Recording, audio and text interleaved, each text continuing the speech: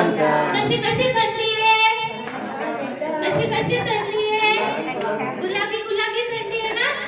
चला आपल्याकडे खूप दिवसापासून एक आई येतात, त्यांनी आमच्या गावाला शिबिर सुद्धा लावलं आपल्यासाठी. त्यांना आपण बोलवूया. वेलकम आई.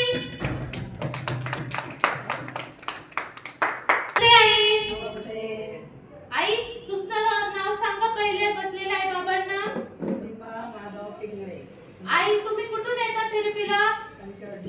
पंचवटी वरून. आई तुम्हाला काय काय आजार आहे? मणक्याचा, पाठीचा, हाताचा, घशाचा पण खरखर होती, कमी झाली. आई तुम्ही थेरपीला येऊन किती दिवस झाले?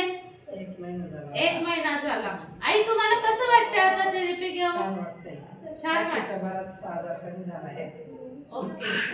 आई आई तुम्ही 777 मॅटची थेरपी घेतली का? हो घेतली. काय वाटलं तुम्हाला? खूप छान वाटलं. खूप छान, म्हणजे पाठीचे पूर्ण नसा वगैरे सगळ्या मोकळ्या आणि जेवणाचा पण मला फरक पडलाय. झोप पण येते आता व्यवस्थित. सारखं या कानी त्या कानी नाही लागायचं, आणखी दुखायचे. आता झोप व्यवस्थित येते एकदम. आई बसलेल्या आई बाबांना काय सांगू इच्छिता? लिमोथेरपी कंटिन्यू जर केली तर आपले सर्व आजार कमी होऊन जातील आणि जेवण पण आपलं सुरळीत, ॲसिडिटी वगैरे सर्व कमी होऊन जाईल आणि डोक्याचे पण थोडंसं आपण जे टेन्शन म्हणतो तो प्रकार काही येत नाही.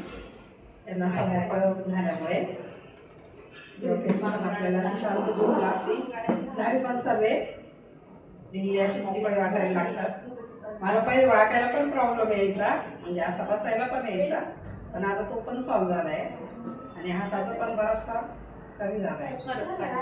आई बसलेल्या आई बाबांना काय सांगणार? रोज रोज थेरपीला या. थँक्यू आई. आईसाठी जोरात क्लॅपिंग करा.